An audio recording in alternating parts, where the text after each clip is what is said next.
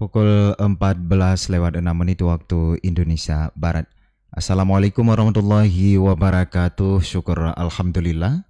Rasa senang dan bahagia sekali di kesempatan edisi hari ini ya, tepatnya di 12 Rabiul Awal 1443 Hijriah. Saya Alamin di dalam program Yadara FM berselawat untuk edisi hari ini, mulai dari pukul 14 hingga pukul 15 waktu Indonesia Barat. Namun sebelumnya sahabat Yadara, apa kabar Anda di kesempatan edisi hari ini ya? Mudah-mudahan sahabat masih bersama kami di 92,8 FM, dan bagi sahabat yang mungkin baru saja bergabung, selamat bergabung untuk program spesial Yadara FM di dalam program Yadara FM berselawat. Dan sahabat Yadara, seperti biasanya, seperti yang telah diinformasikan sebelumnya, Yadara FM akan menghadirkan narasumber pilihan di dalam program spesialnya, yaitu program Yadara FM berselawat. Dan untuk edisi hari ini, tepatnya pada pukul 14 waktu Indonesia Barat, telah hadir di sini Tunku Indra Gunawan. Dan beliau merupakan anggota LBM Dayah Madinatud Diniyah Palu Gading. Dan untuk edisi hari ini sahabat Yadara, beliau insya Allah nantinya akan membahas tentang bagaimana sih tawakal dan sabar baginda Rasulullah Shallallahu Alaihi Wasallam dalam berjuang. Sehingga tema kita hari ini sahabat Yadara, tawakal dan sabar Rasulullah Shallallahu Alaihi Wasallam dalam berjuang. Sahabat Yadara, beliau untuk saat ini telah ada di studio bersama saya. Kita sapa dulu guru kita di sini yang telah hadir, Tunku Indra Gunawan. Assalamualaikum Tunku. Waalaikumsalam warahmatullahi wabarakatuh. Alhamdulillah Tunku, di kesempatan hari ini kita berjumpa kembali. Yang sebelumnya kita dalam program misi ya. Dan untuk hari ini diberi kesempatan oleh Allah Subhanahu wa taala untuk mengisi acara ini, yaitu program spesial Yadara FM berselawat. Tunku, tema kita hari ini adalah tawakal dan sabar kepada Rasulullah, sabarnya Rasulullah dalam berjuang. Berbicara tentang Rasulullah Shallallahu Alaihi Wasallam, yang artinya adalah, arti dari Rasul itu utusan dari Allah, utusan. Nah, berbicara tentang utusan dari Allah Subhanahu Wa Taala, bagaimana sih gambarannya Tunku untuk lebih dekat kita memahami tentang Rasulullah Shallallahu Alaihi Wasallam, sehingga nantinya bisa terbentuk di dalam jiwa kita agar kita terus untuk menuruti perintahnya, dan juga bisa kepada tingkat cinta, benar-benar cinta kepada baginda Tunku. Terima kasih Tunku. Tentunya kita hari ini sangat berbahagia karena hari ini kita membahas tentang seorang yang sangat istimewa, yaitu Rasulullah Sallallahu Alaihi Wasallam. Sallallahu Alaihi Wasallam. Ya, alhamdulillah diberi kesempatan oleh Allah, karena lidah ini masih diberi taufik untuk menyebut nama Nabi Muhammad Sallallahu Alaihi Wasallam sampai hingga saat ini, di hari yang bahagia ini, dengan wajah yang sangat cerah-cerah ini. Jadi sebelum karena kita ingin menanamkan rasa cinta kita kepada Rasulullah di hari yang istimewa ini, tentunya kita harus mengenal dulu siapa itu Rasulullah. Seperti yang Tunku tanya tadi. Arti dari Rasul adalah seseorang yang diutuskan, diperintahkan untuk menyampaikan syariat kepada umatnya. Jadi yang namanya Rasul, yaitu setelah dia beramal untuk diri sendiri, kemudian Rasul ini menyampaikan kepada orang lain. Namun jika Rasul-Rasul ini banyak, ada banyak Rasul. Yang ingin kita bahas adalah keistimewaan daripada Nabi kita Muhammad Sallallahu Alaihi Wasallam. Nah, karena Nabi Muhammad Sallallahu Alaihi Wasallam ini mempunyai kedudukan yang istimewa dibandingkan rasul-rasul yang lain dan nabi-nabi yang lain. Bahkan kita ini hari ini tidak ada kita kecuali dikarenakan Nabi Muhammad SAW. Hal ini dapat kita pahami secara tersurat, bukan tersirat. Tidak secara dalam hadis, dalam Al-Quran tidak jelas Allah mengatakan secara tersurat, akan tetapi secara tersirat kita bisa memahaminya melalui surat Al-Ahzab ayat 7. Nah, yaitu pada ayat wa iz akhazna minan nabiyyina mitsaqahum wa minka wa min Nuhin wa Ibrahima wa Musa wa Isa bin Maryam. Nah, dalam ayat itu Allah mengatakan, dan ketika kami ambil daripada para nabi akan janji-janji mereka. Jadi nabi ini ketika para nabi diciptakan, ini mereka para nabi sallallahu alaihi wasallam itu diambil sumpah oleh Allah, diambil janji oleh Allah sebagaimana dilantik. Nah, jadi dalam ayat dalam kalimat selanjutnya Allah mengatakan minka wa min Nuhin wa min Ibrahim wa Musa wa Isa bin Maryam. Setelah diambilkan dari para nabi, kemudian dikhususkan menyebutkan 5 orang nabi ini. Nah, dikarenakan mereka adalah nabi-nabi yang ulul azmi. Ya. Namun di antara 5 nabi ini yang duluan disebut adalah minka ya Muhammad. Nah, itu daripada engkau wahai Muhammad. Nah, dari sini dapat kita pahami bahwa di dalam kitab Asrarut Tartibil Quran, rahasia tertib Al-Quran, bahwa dikatakan di sana kenapa Nabi Muhammad yang pertama disebut. Padahal secara waktu duluan Nabi Ibrahim, duluan Nabi Nuh, duluan Nabi Musa dan Nabi Isa. Sesudah itu baru Nabi Muhammad. Kan tetapi sekarang kenapa yang disebut minka? Nah, ini ditujukan kepada Nabi Muhammad daripada engkau. Maka di sini menunjukkan ada suatu keistimewaan, yaitu apa keistimewaannya? Yaitu berdasarkan dalam hadis yang diriwayat oleh Qatadah an Hasan an Abi Hurairah, yaitu Rasulullah SAW pernah ditanyakan. Apa ditanyakan? Tentang ayat yang kita bacakan tadi, yaitu wa iz akhazna mitsaqan nabiyyin. Nah, jadi ditanyakan, kenapa ini yang disebut nama engkau pertama kali, bukan nama Nabi Nuh, bukan nama Nabi Ibrahim, padahal mereka yang duluan diciptakan. Maka Nabi Muhammad SAW mengatakan, kuntu awwalahum fil khalqi wa akhirahum fil ba'thi. Ini riwayat redaksi dalam tafsir Al-Qurtubi. Sedangkan dalam tafsir At-Tabari dikatakan kuntu awalan nabiyyina fil khalqi wa akhirahum fil ba'si. Apa artinya?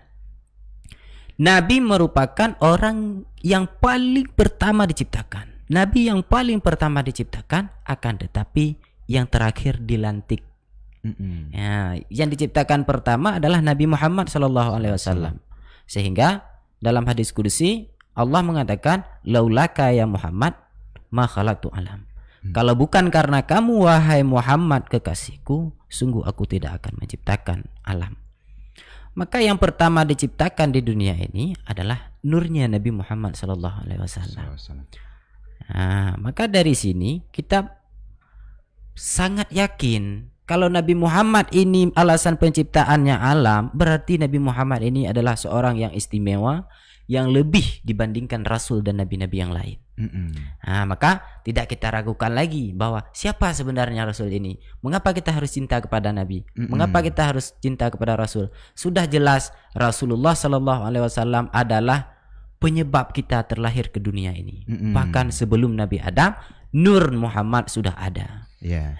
Malah sering kita dengarkan bahwa baginda Rasul adalah penghulu daripada segala rasul dan juga penutup dari segala rasul.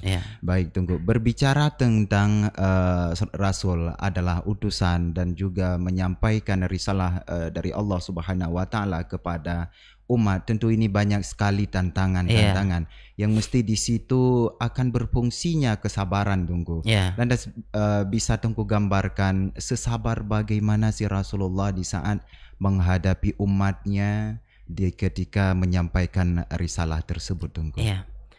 Tentunya ketika sebenarnya kita mulai dari sini. Rasulullah ini bukan orang biasa, bukan manusia biasa. Beliau adalah seorang manusia yang sempurna, seorang rasul yang sempurna, yang sangat dikasihi oleh Allah, tentunya memiliki akhlak yang sangat mulia. Nah, yang ingin kita kutip di sini adalah rasa sabarnya Nabi yang sangat besar ketika beliau berdakwah dan menyampaikan risalah. Nah, seperti apa sih sebenarnya bentuk sabar Nabi ini? Sebesar apa? Ya, kita membayangkan begini. Ketika kita berdakwah, ketika kita menyampaikan kebaikan, kita akan sangat sedih jika orang sekeliling kita, saudara kita, mereka yang menentang kita sendiri. Kita akan sangat sedih. Akan tetapi Nabi, beliau tidak putus asa dan tidak berbesar hati, tidak putus semangatnya ketika pamannya Abu Jahal dan Abu Lahab ini tidak mengikutinya, bahkan mengolok-ngoloknya.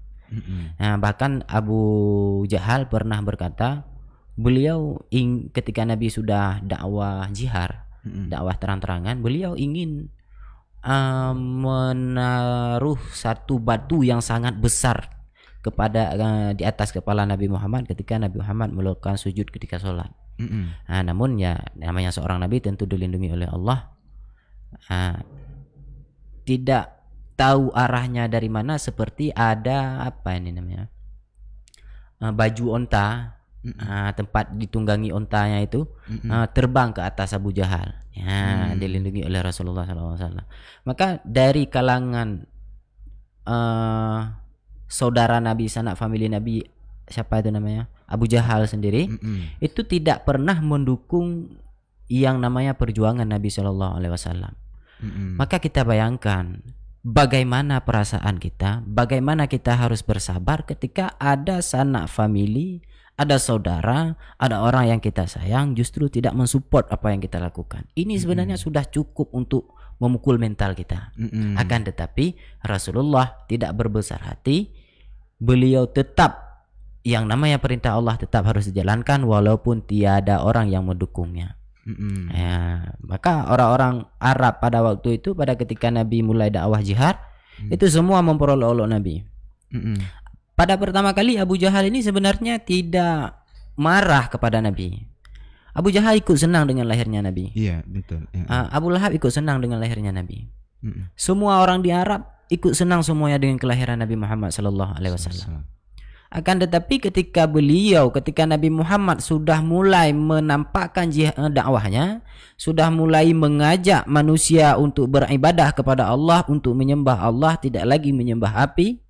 Nah, disitulah orang-orang sudah mulai memusuhi Nabi Muhammad SAW dan mempersepsikan Nabi Muhammad sebagai musuh terbesar saat itu.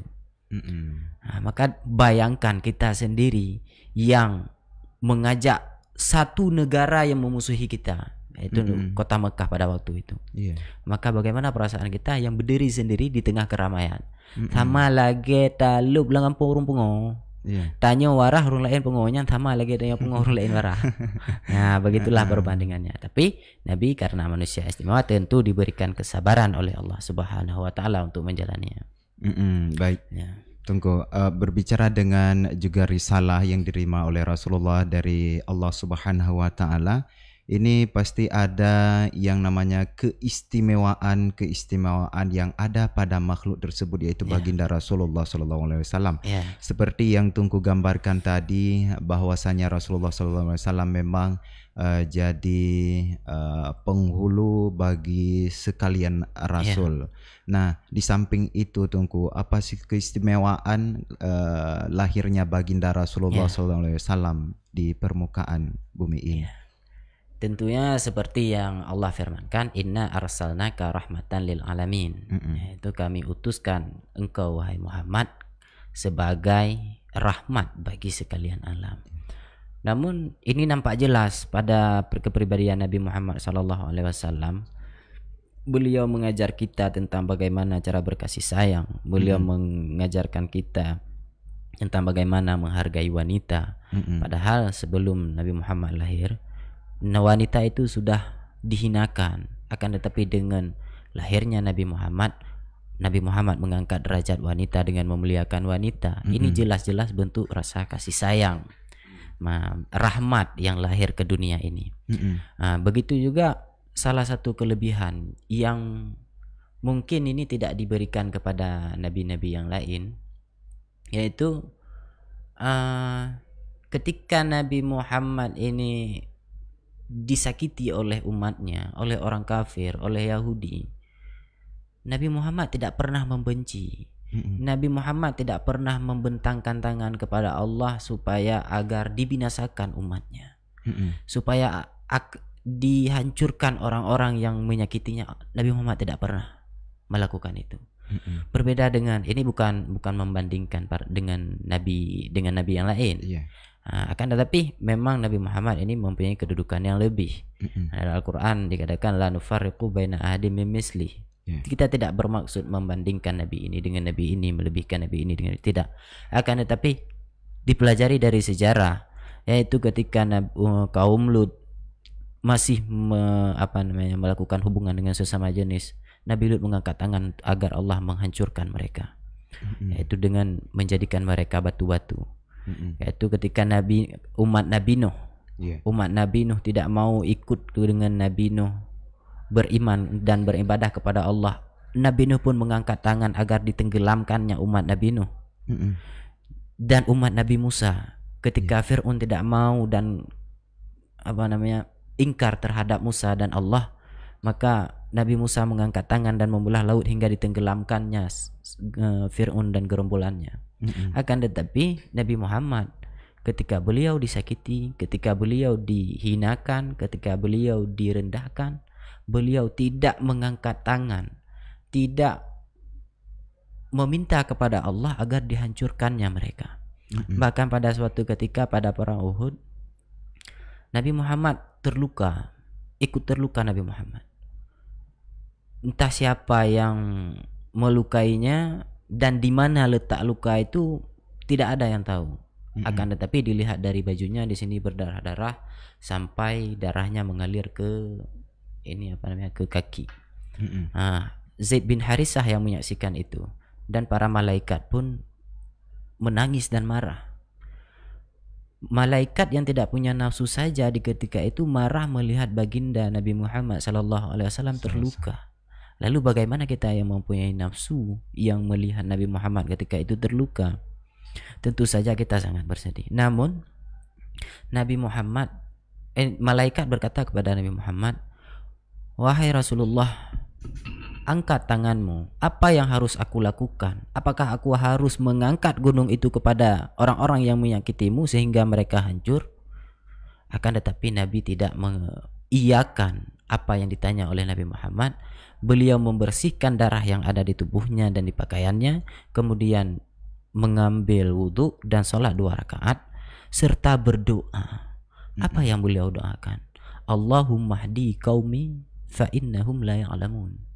Ya Allah, berilah hidayah kepada umatku, kepada kaumku, karena mereka adalah orang-orang yang tidak mengetahui. Jadi Nabi berharap dengan mengatakan kepada malaikat, "Wahai malaikat, jangan engkau lakukan itu. Karena aku berharap ada di antara mereka yang beriman kepada Allah suatu hari nanti dan kepadaku. Jika mereka pun tidak beriman kepada Allah dan kepadaku, akan ada anak-anak mereka dan cucu-cucu mereka yang akan beriman kepadaku suatu hari nanti." Maka sungguh, Masya Allah, apa yang diajarkan oleh Nabi Muhammad tidak diajarkan kebencian, tidak diajarkan yang namanya sifat dendam. Akan tapi Nabi Muhammad mengajarkan rahmat, saling berkasih sayang walaupun kepada orang yang tidak senang dan menghinakan kita. Baik Tunggu, terima kasih Tunggu. Tanpa terasa saat ini di studio telah menunjukkan pukul 14:26 waktu Indonesia Barat. Kita jeda dulu Tunggu beberapa menit ya untuk kita nikmati lantunan selawat.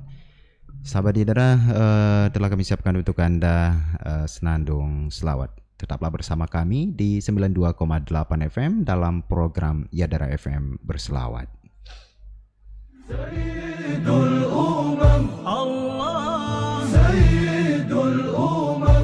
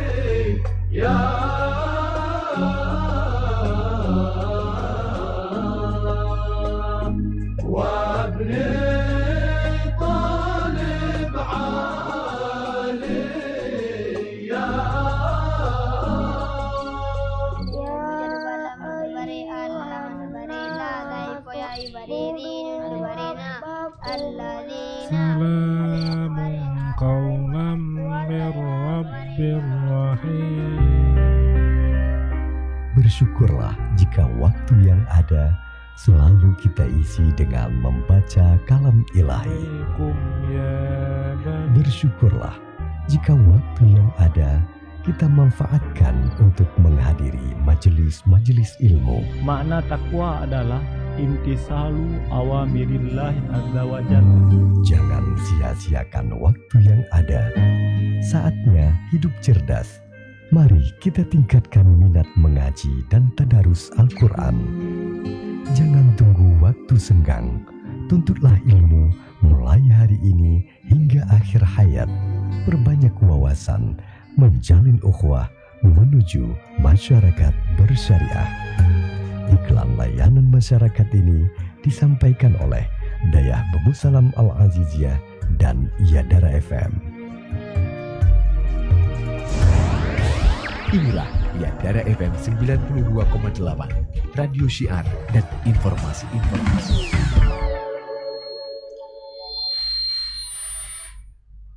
Syukran kasiran untuk Anda yang masih tetap setia bersama kami di 92,8 FM Radio Syiar dan Informasi. Sahabat Yadara, saat ini kita masih dalam program Yadara FM Berselawat, program spesial untuk Anda di kesempatan edisi hari ini bertepatan dengan 12 Rabiul Awal 1443 Hijriah.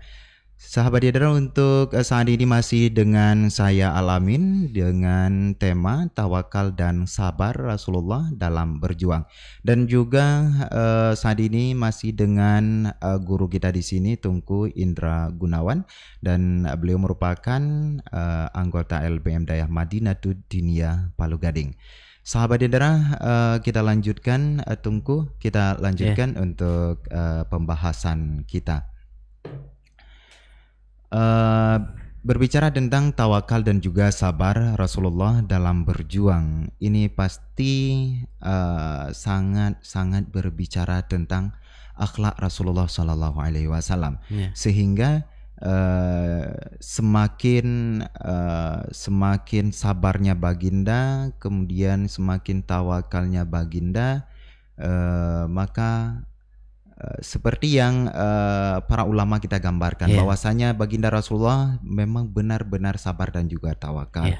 Tawakal yang bagaimana Tunku yang bisa Tunku gambarkan? Jadi dari kisah tadi sebenarnya kita dapat melihat di sana ada makna tawakal yang dimiliki oleh Rasulullah Sallallahu Alaihi Wasallam.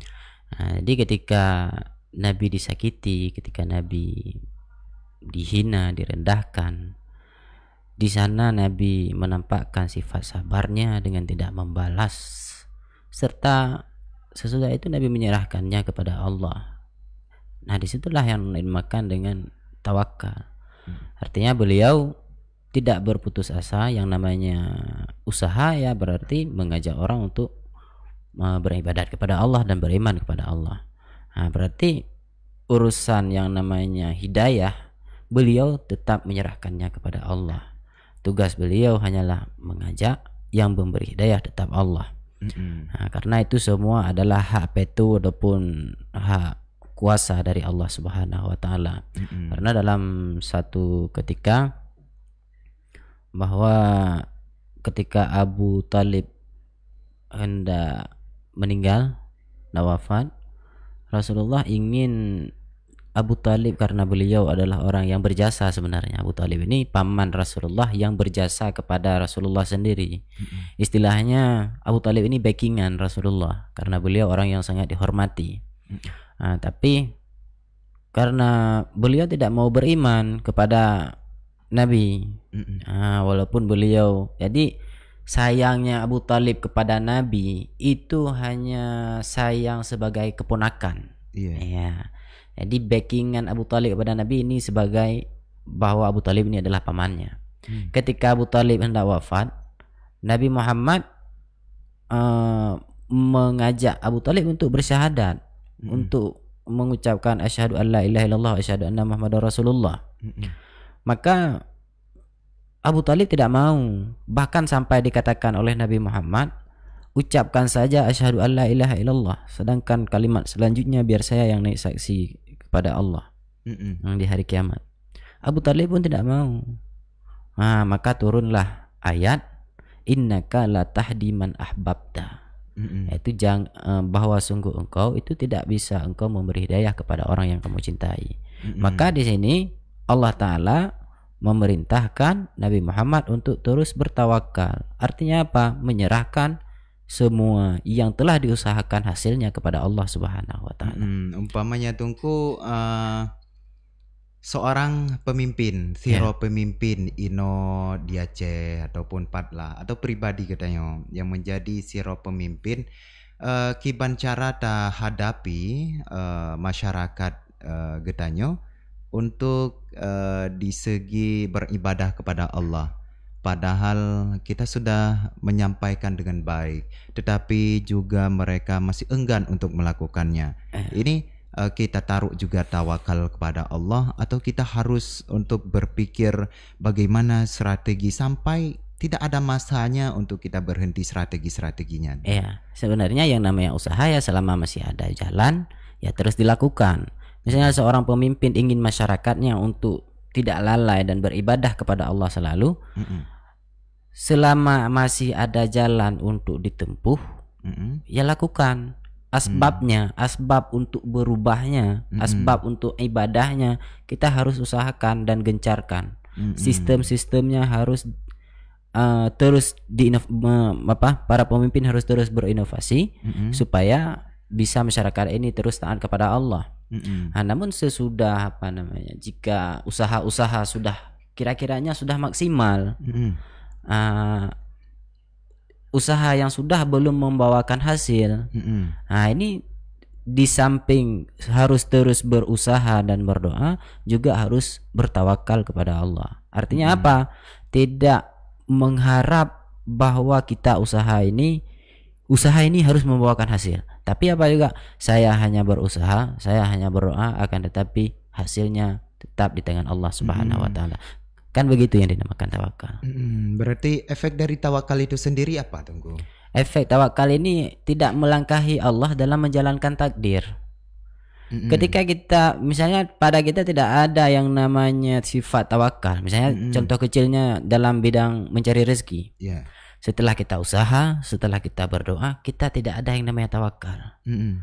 Ini efeknya apa? Ketika kita usaha maksimal tapi hasilnya nggak ada, kita akan marah ini. Kita akan marah. Ketika kita tidak dapat uang, kita akan marah. Kenapa? Karena kita tidak menyerahkan perkara kita kepada Allah. Jika pada diri kita ada sifat tawakal dan lantas kita tidak dapat apa-apa setelah berusaha, maka pasti kita akan yakin, oh ini adalah ketentuan dari Allah. Jika saya tidak dapat, maka ini adalah hasil keputusan Allah Subhanahu wa taala. Maka saya harus terima. Karena saya sudah menyerahkan perkara saya kepada Allah. Baik, Tunggu. Sahabat Yadara, sebelum kita lanjutkan dengan tema kita, kami informasikan dulu untuk Anda bahwa Radio Yadara FM berselawat di dalam program spesialnya mengadakan kuis yang insya Allah akan dilaksanakan nanti, dihadirkan untuk Anda pada pukul 15:50 waktu Indonesia Barat. Dan bagi Anda yang ingin bergabung, Anda bisa menelpon langsung di nomor 0853 66 66 7080. Bagi Anda yang ingin bergabung dengan kuis yang dihadirkan oleh Yadara FM, Anda bisa langsung telepon di nomor 0853 66 66 7080. Program ini insya Allah akan hadir Tungku Mulyadi dan juga Tungku Al-Amin nantinya. Baik, Tungku, kita lanjutkan dengan tema kita. Masih kita berbicara tentang tawakal kepada Allah Subhanahu wa taala dan juga sifat sabarnya. Nah, di samping itu Tungku kan Rasulullah Shallallahu alaihi wasallam digambarkan sebagai orang yang terpercaya. Nah, sering kita dengarkan dengan gelar Al-Amin. Nah, bukan Al-Amin ini ya. Al-Amin yang diberikan gelar ini kepada baginda Rasulullah Shallallahu alaihi wasallam. Nah, berkaitan dengan akhlak yang dimiliki oleh Rasulullah Sallallahu Alaihi Wasallam, sejauh mana Tungku bisa digambarkan kepercayaannya baginda Rasulullah? Mudah-mudahan saya sendiri ini juga bisa tambah cintanya kepada baginda, Tungku. Amin. Al-Amin adalah satu gelar yang diberikan kepada Nabi Muhammad Sallallahu Alaihi Wasallam. Arti Al-Amin adalah kata-kata Al-Amin sendiri dari kata amanah. Sama nanti satu furu'nya dengan amanah, iman. Nah, Al-Amin ini adalah artinya orang yang bisa dipercaya, orang yang bisa mengemban amanah. Nah, maka karena pada Nabi jelas ada sifat itu, maka diberilah gelar kepada Nabi Muhammad dengan Al-Amin. Mana satu kisah yang menggambarkan bahwa Nabi Muhammad adalah seorang Al-Amin. Ketika Nabi Muhammad berumur 25 tahun, beliau mengembara dan bertijarah, bertijarah ke negeri Syam, ditemani dengan Abu Talib. Beliau membawa yang namanya kibas milik Siti Khadijah. Nah, jadi tatkala pertama kali pergi, Nabi Muhammad membawa hasil yang sangat besar, laba yang sangat besar, dan beliau tidak mengambilnya sepeser pun. Jadi karena melihat perkembangan dan hasil yang begitu memukau, Siti Khadijah ingin mengkhidbah Rasulullah. Di sini Siti Khadijah yang mengkhidbah Rasulullah, mengirim surat dan berencana untuk mengkhidbah melamar Rasulullah. Jadi ini penyebabnya apa? Penyebabnya adalah karena Nabi mampu mengemban amanah dan bisa dipercaya. Oleh karena itu Nabi diberi gelar dengan Al-Amin. Sehingga Siti Khadijah kawinlah dengan Rasulullah, dan Rasulullah pergi berangkat ke negeri Syam untuk kedua kalinya atas kepercayaan daripada Siti Khadijah. Maka pantaslah Nabi disebut dengan Al-Amin, karena Siti Khadijah orang yang sangat kaya saja mau menyerahkan hartanya kepada Nabi Muhammad untuk dikembangkan. Bahkan pada akhir ceritanya nanti Siti Khadijah menyumbangkan seluruh hartanya untuk dakwahnya Rasulullah Sallallahu Alaihi Wasallam. Sebegitu percayanya Siti Khadijah kepada Rasulullah. Nah, maka pantas dan sangat pantas saya rasa Nabi Muhammad diberi gelar dengan Al-Amin. Berarti Tungku ini juga masih dengan tawakal dan sabar, Tunggu. Setelah kita tahu, Tungku, bagaimana tawakalnya Rasulullah, juga bagaimana sabarnya baginda Rasulullah di saat berjuang untuk menyampaikan syiar. Lantas, Tunggu, bagaimana sih caranya agar tawakal dan sabar yang ada pada Rasulullah itu kita bisa mengaplikasikan di dalam kehidupan kita sambil prosesnya belajar kita, Tunggu? Ya, tentunya itu berawal dari niat yang pertama, kemudian dengan rasa cinta yang semakin tebal kepada Nabi Muhammad SAW. Karena begini, ketika rasa cinta ini semakin tebal kepada orang yang dicintai, maka sedikit demi sedikit pasti kita ingin meniru orang tersebut. Pasti kita ingin menjadi seperti orang yang kita idolakan. Misalnya ini di pesantren, di daya, ketika kita masih santri, masih kecil, masih kelas 1, kelas 2, pasti ada seorang guru yang kita suka. Istilahnya fan. Tanya fan ke boyan. Nyan mungkin truk bak tingkat cara kepajobu, cara gemar rokok yang tadiru. Begitu juga ini analoginya pada kasus kita ketika ingin mengaplikasikan rasa sabar, rasa tawakal yang sebagaimana yang diterapkan oleh Nabi Muhammad SAW dalam berdakwah. Bermula dari bagaimana kita cinta, sebesar apa kita mencintai Rasulullah SAW. Nah, yang menjadi masalah bagaimana cara kita menumbuhkan rasa cinta ini. Merujuk kepada satu ayat Al-Quran, surah Al-Ahzab juga ayat 56. Innallaha wa malaikatahu yusalluna 'alan nabi ya ayyuhallazina amanu sallu 'alaihi wa sallimu taslima. Allah Ta'ala memerintahkan kita salat, tapi Allah tidak salat. Allah Ta'ala memerintahkan kita berpuasa, tapi Allah tidak berpuasa.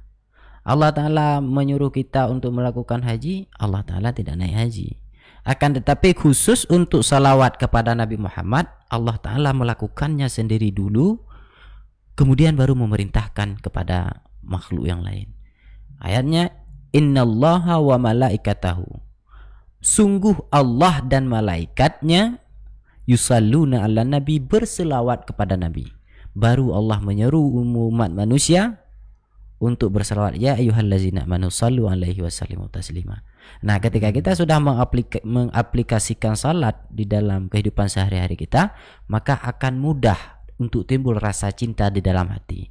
Kemudian ketika rasa cinta ini sudah timbul, sudah menggebu-gebu, tentunya kita ingin memiliki sifat yang sama seperti orang yang kita cintai.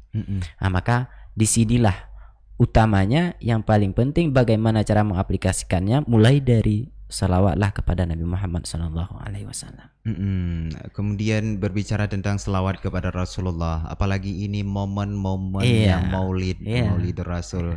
Nah, tunggu untuk lebih cepat dan lebih tepat agar kita istiqamah untuk selawat kepada baginda. Pikiran kita ini harus terarah kemana sih? Kemudian hati kita harus terarah kemana sih? Biar kita dapatkan kunci untuk lebih cepat. Sebetulnya ada kaidah dalam bahasa Arab, man ahabba syai'an faksara min zikrih.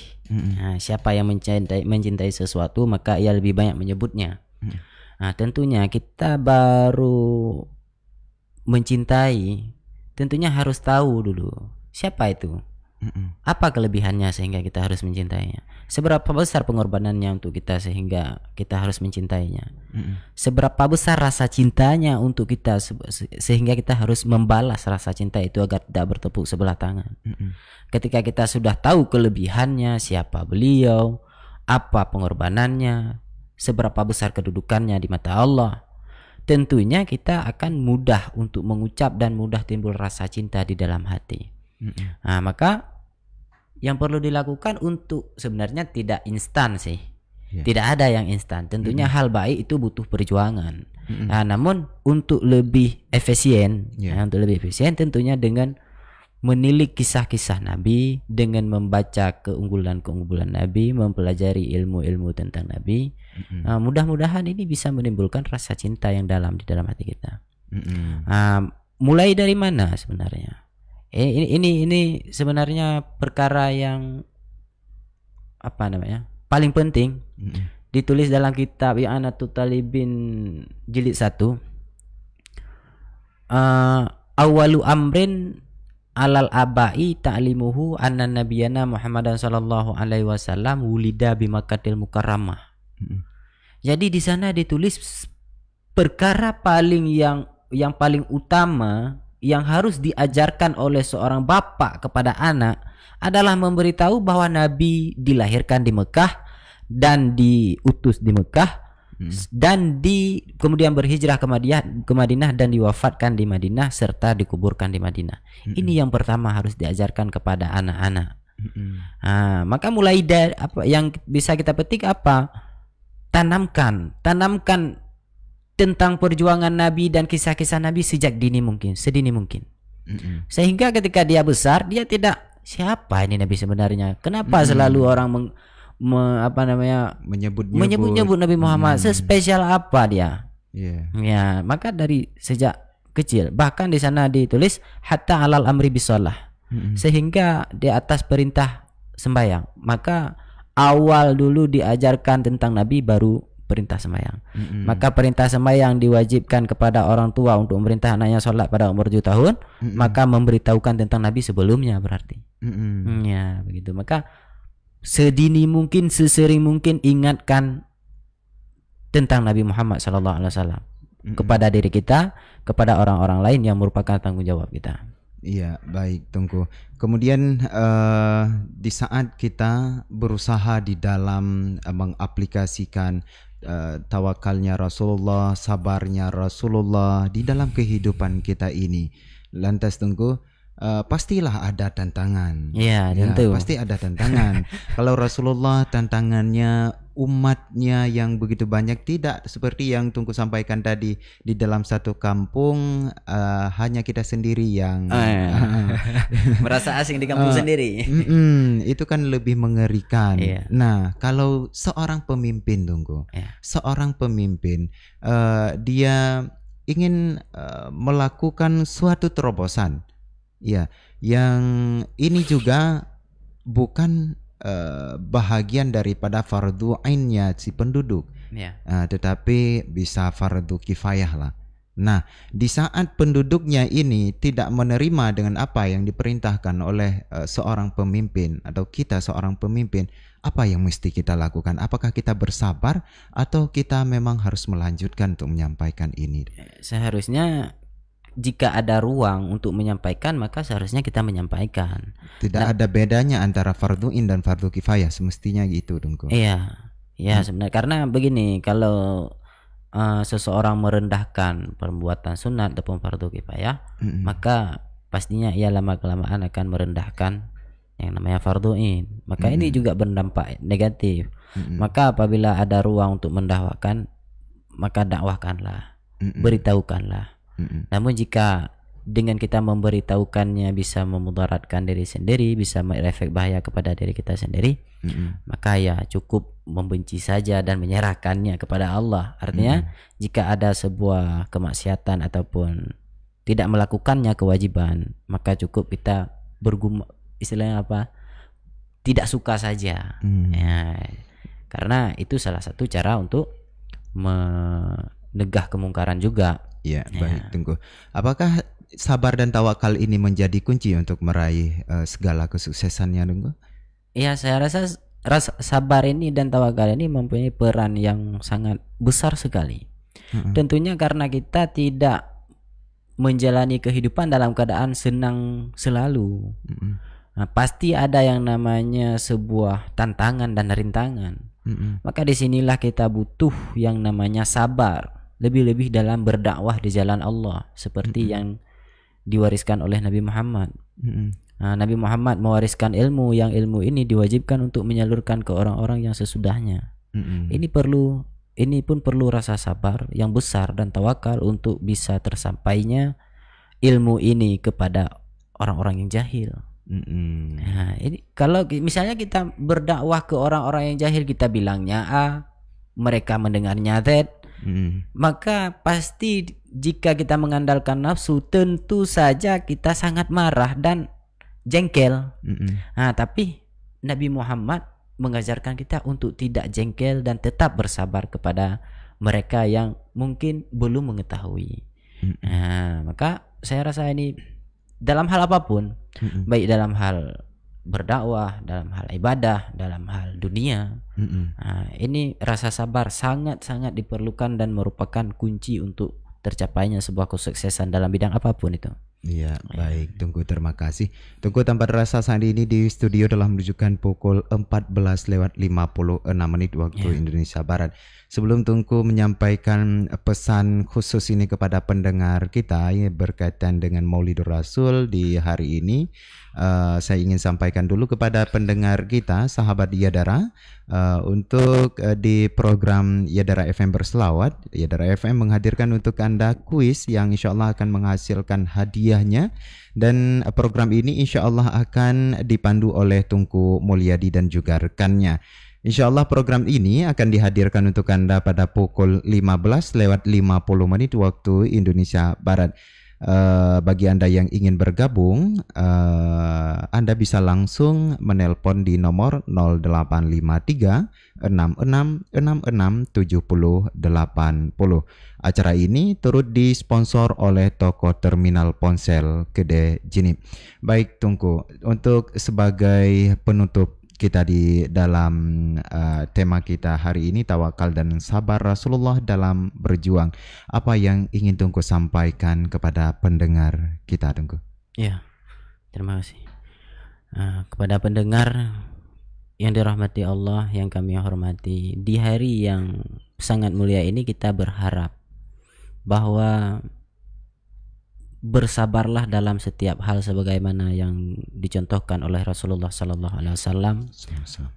Belajarlah ilmu agama karena itu adalah warisan yang paling penting yang diwarisi oleh Nabi Muhammad sallallahu alaihi wasallam, serta berakhlaklah dengan akhlak yang mulia karena Allah berfirman di dalam Al-Qur'an, wa innaka la'ala khuluqin azim.